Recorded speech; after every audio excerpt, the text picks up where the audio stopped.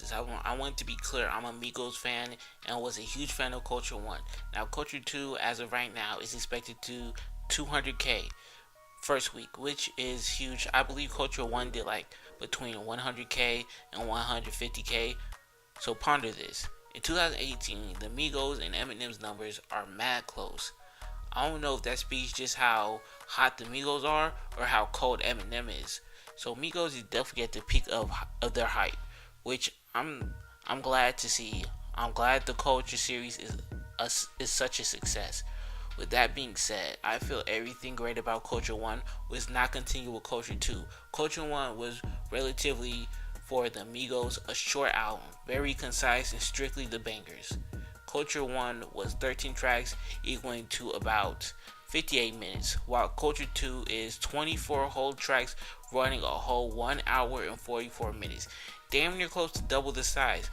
Look, Migos, there's a few artists I want to listen to for damn near 2 hours, and you niggas are definitely not one of them. That's the first issue. There's easily a lot of fat that could have been trimmed here, and probably the main reason this album is getting slandered.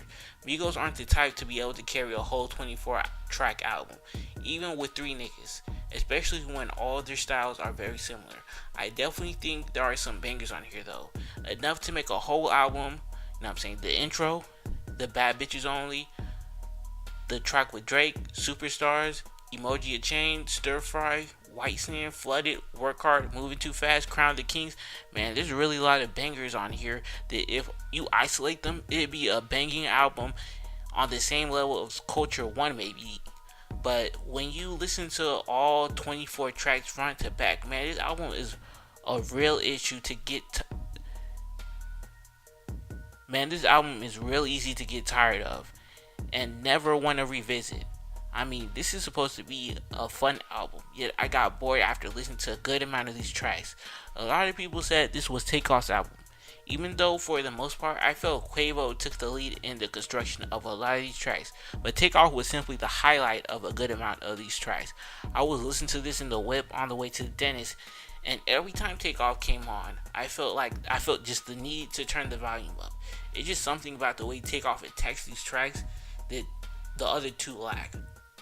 I mean, Quavo can come up with some catchy melodies and also knows how to switch up his flow with ease, but the way Takeoff comes on a beat and his voice coupled with his flow is simply a match. There's definitely a few tracks that should have never left the studio on this album. Gang Gang should have never left the studio.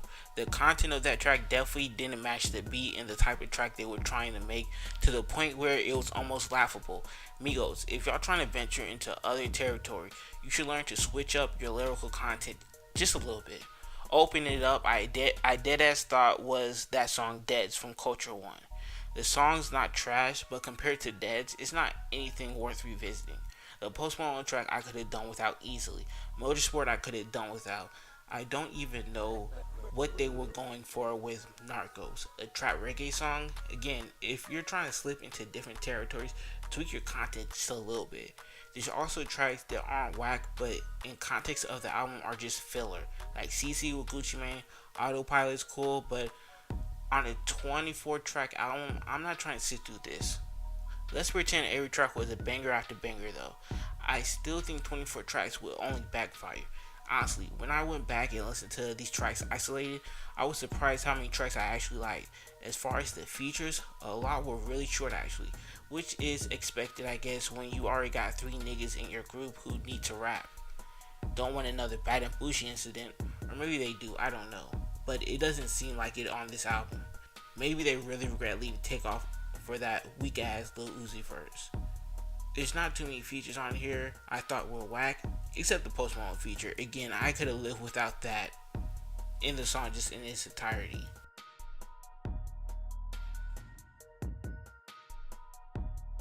The album has some very promising tracks. They should have made the album shorter and easier to digest. My stripped down version of the album, in my opinion, is on par with Culture 1.